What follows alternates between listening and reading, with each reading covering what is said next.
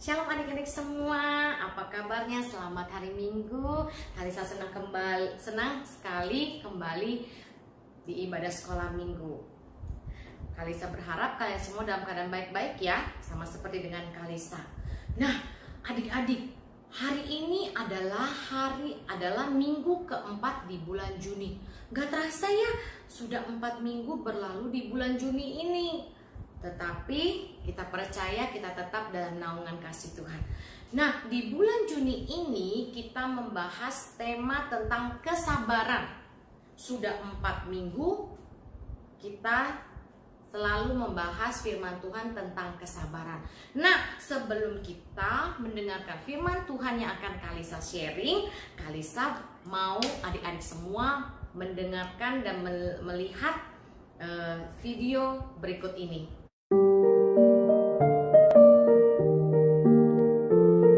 Ini kisah tentang 2 ekor kodok. Yang satu kodoknya gemuk dan yang satu kurus. Suatu hari mereka sedang mencari makanan dan mereka menemukan sepanci susu. Lalu mereka lompat ke dalam panci susu tersebut. Mereka tidak bisa keluar karena sangat licin. Yang mereka lakukan hanya berenang-berenang di dalam panci tersebut.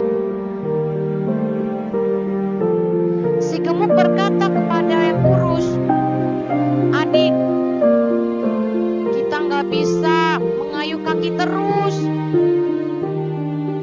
Kita bisa tenggelam. Kita menyerah saja deh."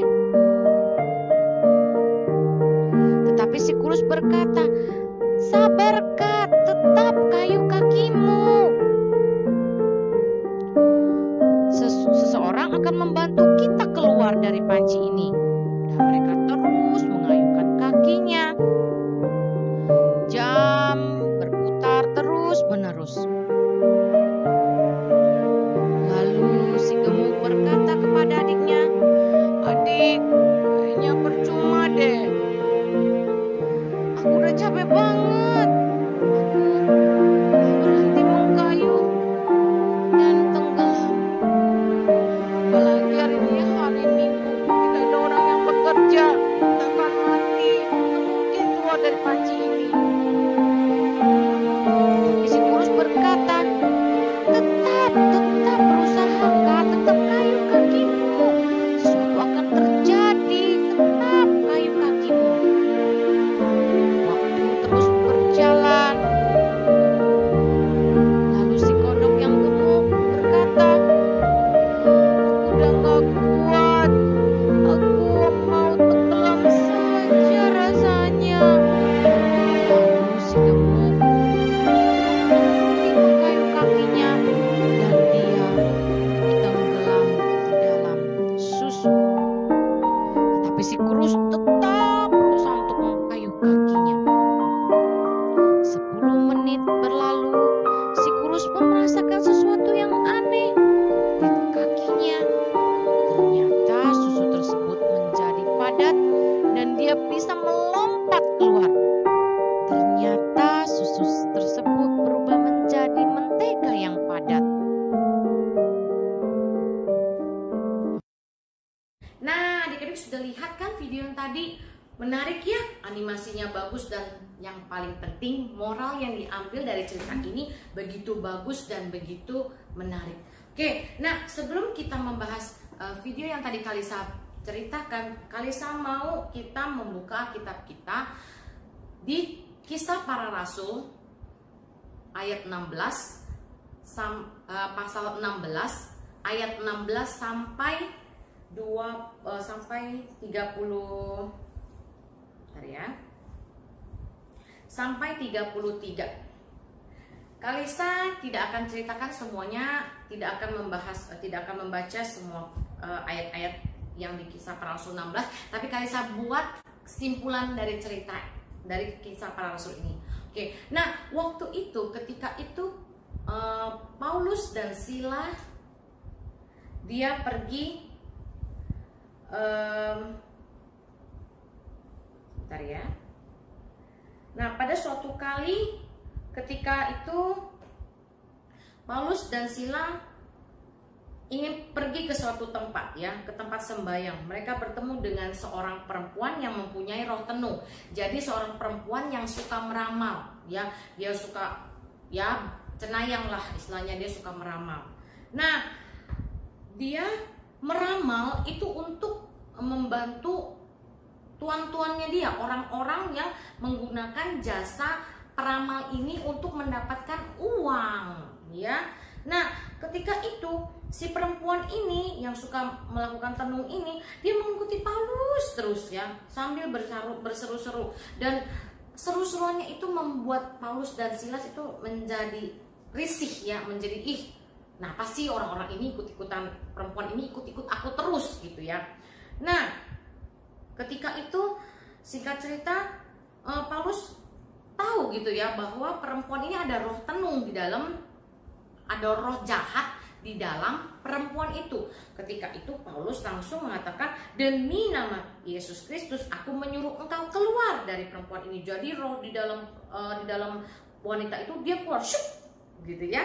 Nah, setelah keluar roh orang jahat itu, akhirnya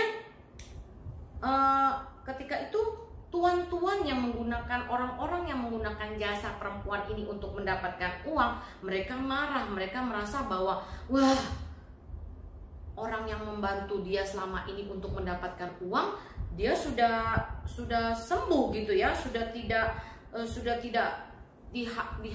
dikuasai dengan roh-roh jahat, sehingga orang-orang tuan-tuan itu merasa sebal dengan Paulus gitu, ya, karena ya keuntungan mereka, penghasilan mereka jadi nggak punya uang lagi, nggak punya penghasilan lagi, ya.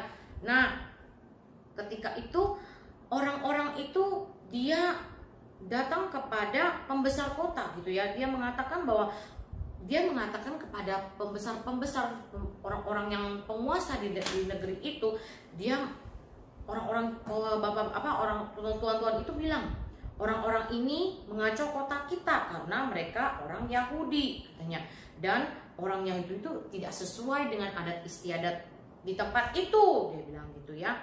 Nah, lalu apa yang terjadi adik-adik? Nah, orang-orang di negeri itu menjadi marah dengan Paulus karena merasa bahwa Paulus itu seperti sedang memberitakan sesuatu yang tidak baik gitu, ya. Nah, oleh karena itu Paulus dan Sila akhirnya dimasukkan ke dalam penjara. Nah, adik-adik bisa bayangin nggak? Paulus dan Sila tidak berbuat jahat, dia tidak memberitakan sesuatu yang jahat, dia tidak menghasut orang-orang untuk berbuat jahat, tetapi dia malah dimasukkan ke dalam penjara. Ya, mungkin kalau misalnya itu terjadi pada orang-orang saat ini, mungkin ya kita akan membela diri bahwa kita nggak melakukan suatu kesalahan, kenapa kita harus dimasukkan ke dalam penjara gitu, ya. Nah, ketika Bapak Paulus dan Sila ketika berada di dalam penjara, mereka apa yang mereka lakukan? Mereka tidak bersungut-sungut, mereka tidak marah-marah, mereka tidak bertanya kepada Tuhan, kenapa aku ada di sini gitu, ya, kenapa aku tidak berbuat jahat, kenapa aku dimasukkan penjara. Tetapi Paulus dan Sila tidak melakukan hal itu, tetapi justru Paulus dan Sila di dalam penjara, di dalam kesulitan dia memuji dan menyembah Tuhan. Dan apa yang terjadi? Saat itu terjadi gempa, dan apa yang terjadi? Nih, rantai-rantai yang mengikat Paulus dan Sila semuanya pada lepas, ya. Dan ketika itu penjaga di penjara itu menjadi takut, dikirain Paulus dan Sila sudah keluar kabur dari penjara, ternyata tidak, ya. Nah, ketika itu kepala penjara mengatakan kepada Paulus dan Sila, apa yang saya harus lakukan supaya saya bisa selamat? Dia bilang, Paulus dan Sila mengatakan, ikutilah Tuhan Yesus, ikutilah jalannya Tuhan Yesus, ya, ikutilah juru selamat kita. Nah, akhirnya kepala penjara itu dia mengikuti Yesus, ya. Seluruh kepala penjara dan seluruh keluarganya percaya dengan Tuhan Yesus. Wah, hebat, ya.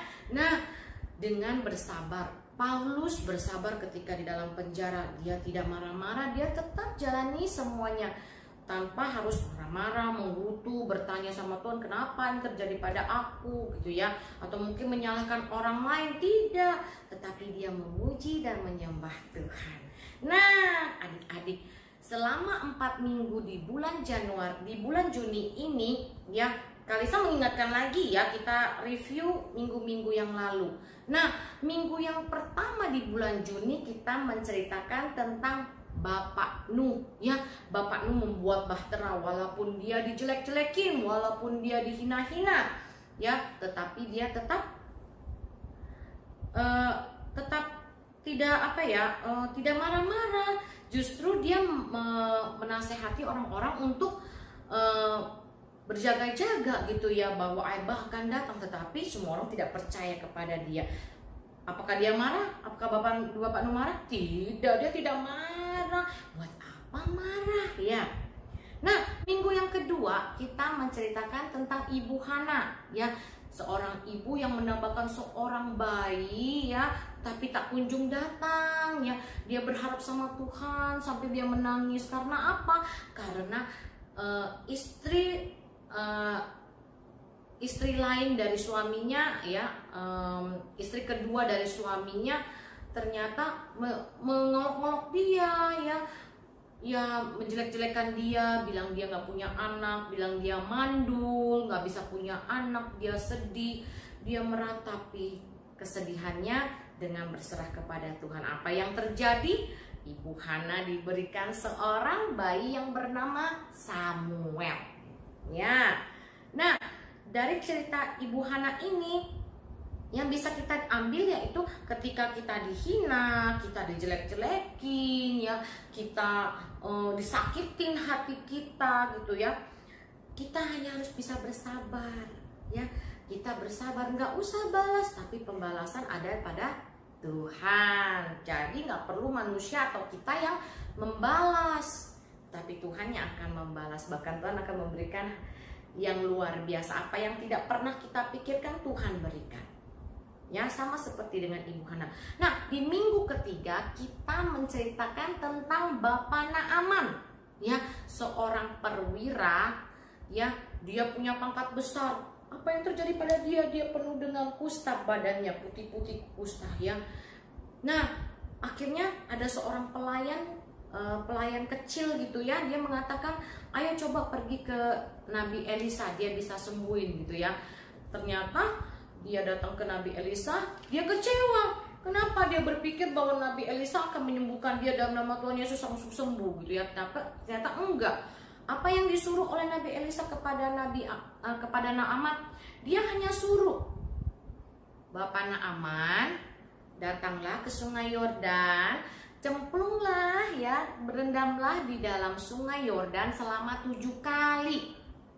Ya, sabar nggak Bapak Naaman? Apa dia mendengar gitu langsung 7 kali? Bisa bayangin nggak? Dalam 1 hari 7 kali mandi, 7 kali berendam di dalam Sungai Yordan. Mungkin waktu berendam yang keempat kali belum sembuh-sembuh juga, mungkin dia putus asa, dia pikir udahlah nggak usah berendam lagi. Tetapi apa yang dilakukan? Dia taat dan terjadi perubahan, terjadi mukjizat. Bapak Naaman tubuhnya bersih dan dia sembuh. Yes, karena dia bersabar. Oke. Nah, yang keempat, oh ya, yang tadi itu Bapak Naaman jangan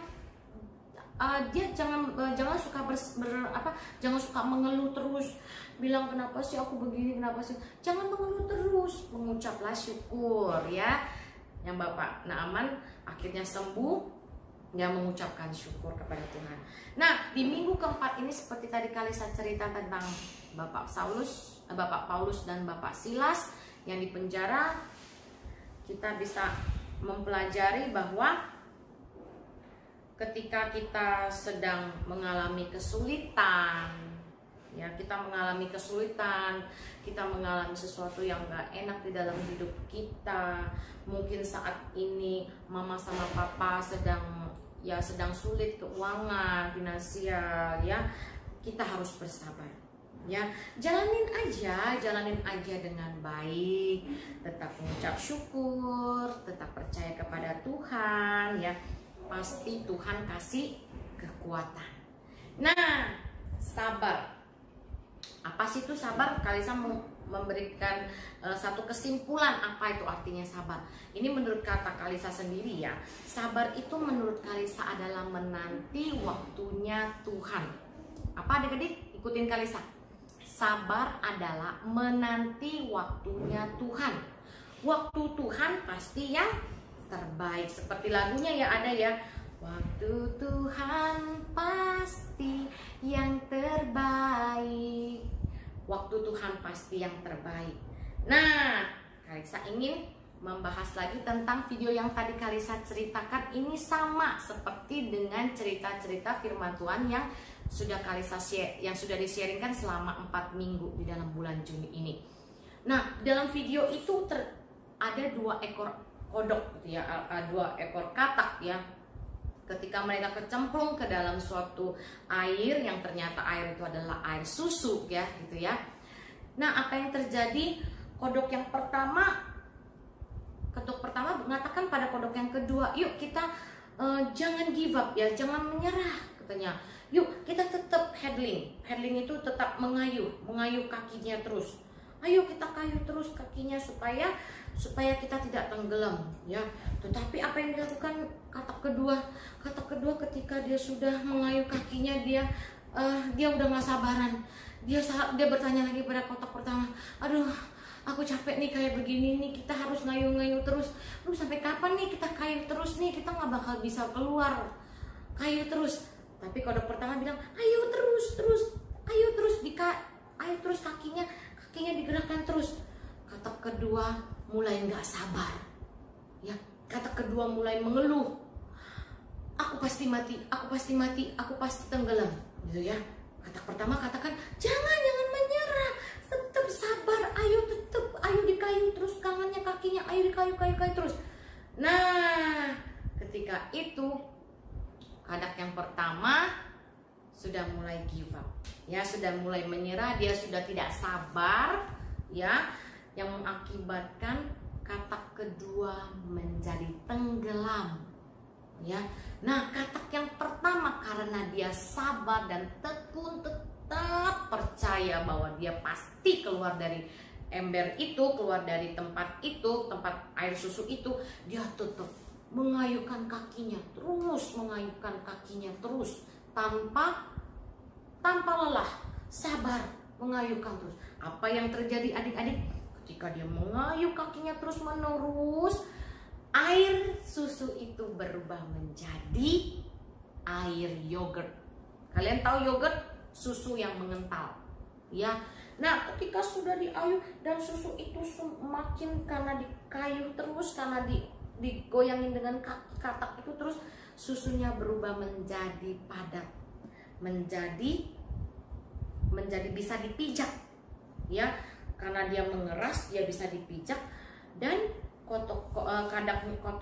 kodoknya atau kataknya akhirnya bisa lompat keluar dari bak susu itu. Wow, amazing ya. Nah, dengan satu perbuatan, yaitu kita bersabar, tetap tekun, tetap percaya kepada Tuhan, pasti kita bisa melewati semua rintangan dalam hidup kita. Segala hal pasti bisa ketika kita pertama, ya, ingat kata Kalisa yang pertama, yaitu sabar. Jangan suka mengeluh, bersabar. Yang kedua, kita harus tetap melakukan, tetap berusaha. Jangan malah kendor percayanya, malah jadi pesimis, jadi nggak percaya diri. Tetap lakukan yang kedua, yaitu kerja terus, ya, lakukan terus.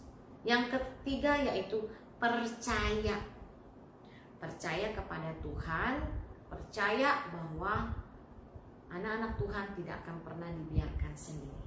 Anak-anak Tuhan pasti ditolong oleh Tuhan Yesus. Oke, selamat hari Minggu.